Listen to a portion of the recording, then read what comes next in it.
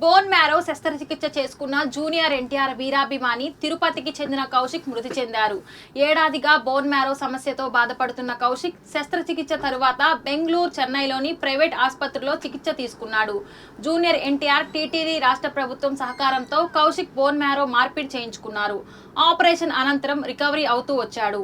అందరిలా స్నేహితులతో సరదాగా గడపాలని, జూనియర్ ఎన్టీఆర్ ను నేరుగా కలవాలని అనుకున్న కౌశిక్ హఠాత్తుగా బోన్ మ్యారో ఫెయిల్ కావడంతో తుది శ్వాస విడిచాడు. కౌశిక్ మరణం కుటుంబ సభ్యుల్లో, ఎన్టీఆర్ అభిమానుల్లోనూ, అతని స్నేహితుల్లోనూ తీవ్ర శోకాన్ని మిగిల్చింది. దీనిపై మరింత సమాచారాన్ని మా ప్రతినిధి నారాయణ రెడ్డి అందిస్తారు. జూనియర్ ఎన్టీఆర్ అభిమాని బోన్స్ క్యాన్సర్తో బాధపడుతున్న కౌశిక్ ఈరోజు ఉదయం కన్నుమూశాడు. అంటే గత కొద్ది రోజులుగా బోన్ క్యాన్సర్తో బాధపడుతున్న కౌశిక్ ఈరోజు ఉదయం మృతి చెందాడు.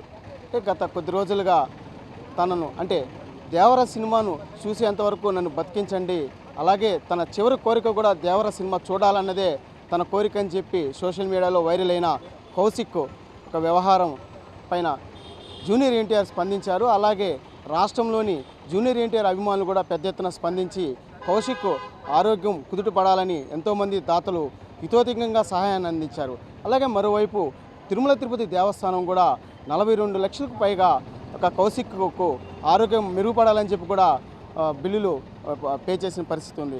అలాగే జూనియర్ ఎన్టీఆర్ కూడా సుమారు 12 లక్షల రూపాయలను బిల్లులు కట్టిన పరిస్థితి కూడా ఉంది. ఆ తర్వాత జూనియర్ ఎన్టీఆర్ అభిమానులు కూడా సుమారు 4 నుంచి 5 లక్షలు కూడా అతను బతకాలని చెప్పి కూడా డబ్బులు ఖర్చు పెట్టిన పరిస్థితి.